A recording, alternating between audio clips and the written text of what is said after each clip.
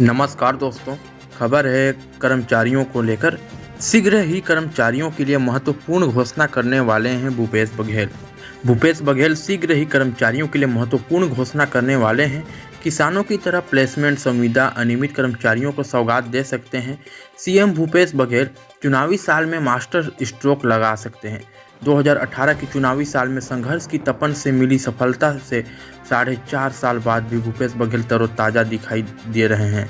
विपक्ष भाजपा के हर सवाल के जवाब में के साथ कर्मचारियों को खुश करने के लिए उनके पिटारे में सैकड़ों तर्कस रखे हुए हैं।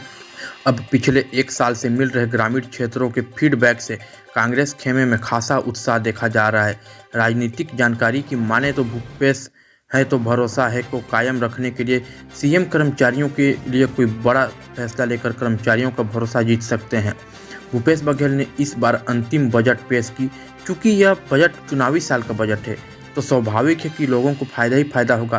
किसान, गरीब, मजदूर, युवा, मितानिन सहित लगभग समाज के सभी व्यक्तियों को संतुष्ट करने का प्रयास किया गया है। एक हिसाब से मुख्यमंत्री ने छत्तीसगढ़ियों के लिए पिटारा खोल दिया है।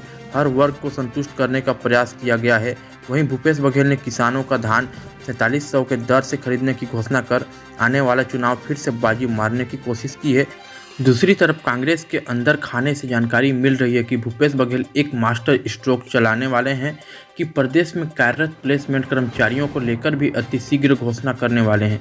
यदि बात सही साबित होती है तो यह प्रदेश के लगभग 5 लाख परिवारों को भूपेश बघेल अपने पाले में करने में सफल हो जाएंगे।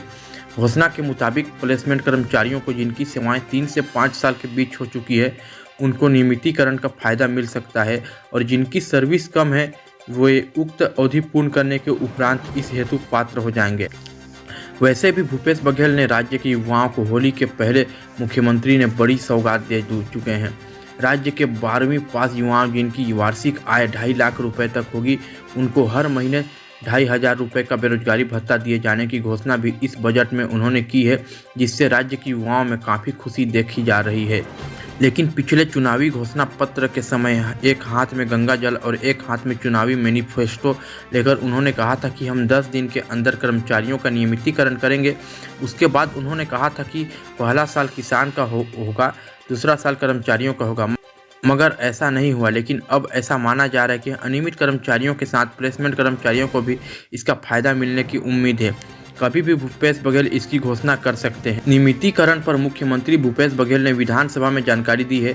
सामान्य प्रशासन विभाग के आदेश 2019 में ही प्रमुख सचिव वाणिज्य और उद्योग और सार्वजनिक उपक्रम विभाग की अध्यक्षता में समिति गठित की गई है। इस समिति की पहली बैठक 2020 में हुई थी। उन्होंने बताया कि इसमें शासन के सभी 44 विभागों से प्रदेश के अनियमित दैनिक वेतनभोगी संविदा पर काम कर रहे हैं कर्मचारियों की संख्या की जानकारी मांगी, लेकिन अब तक 38 विभाग से ही जानकारी मिली है। अभी 8 विभागों से जानकारी बाकी है, इसलिए नियमितीकरण करने का समय बताना संभव नहीं है। यानी सभी विभागों से जानकारी मिलने के पश्चात नियमितीकरण की प्रक्रिया शुरू की जा सकती है। हो सकता है उनके नियमितीकरण के साथ प्लेसमेंट कर्मचारियों का भी बहाल होने की उम्मीद दिखाई दे रही है। देखा जाए तो प्लेसमेंट कर्मचारी सभी महत्वपूर्ण विभाग में कार्य कर रहे हैं, उन्हें नियमित भुगतान भी किया जा रहा है। जब जरूरत है तभी तो उन्हें काम पर रखा गया। इन सब बातों को देखते हुए शीघ्र ही भूपेश बघेल इन प्लेसमेंट कर्मचारियों के लिए घोषणा कर सकते हैं। तो दोस्तों, ये खबर थी अनियमित प्लेसमेंट कर्मचारियों की, जिन्हें सीएम भूपेश बघेल बहुत जल्द ऐसा माना जा रहा है कि शायद वो मास्टर स्ट्रोक लाएं और इन सभी कर्मचारियों को नियमित कर दें। अनियमित कर्मचारियों को तो भूपेश बघेल की अनियमित कर्मचारियों को एक बड़ी खुशखबरी देने की फिराक में है। तो देखते हैं आगे होता क्या है। आज 21 मार्च के अवसर पर शुभकामनाएं दी सीएम भूपेश बघेल जी ने। और आप सबको अगर वीडियो अच्छी लगी हो दोस्तों तो आप हमें सब्सक्राइब करें, और आप सबका धन्यवाद वीडियो देखने के लिए।